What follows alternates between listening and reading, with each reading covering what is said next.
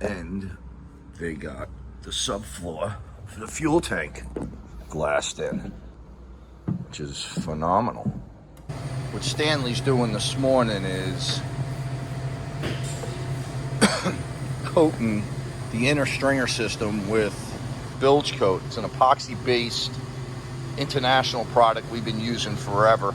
The build aspect of ours, or should I say the rebuild aspect of ours in many of boats, not just this Mako, but a number of boats built in the 70s and 80s era, was water extrusion into the bowels of the boat, which meant that water would get in between stringers.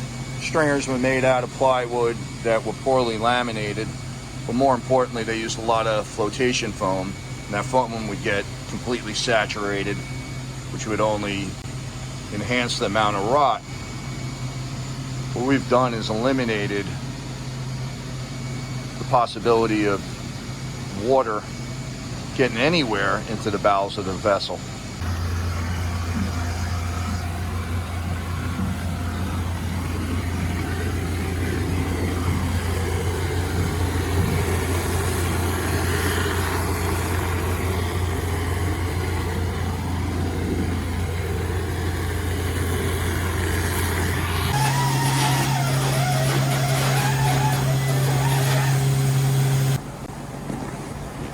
Well, I guess I missed all the action on our Mako. Two of the boys install our structural backers, which will be our mounting points for our T-top.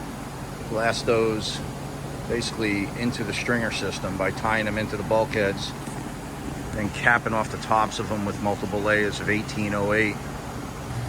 If a person wouldn't know any better, they would look at the inner structure of that boat and not only think that it's brand new, but they would say that's got to be a custom built boat.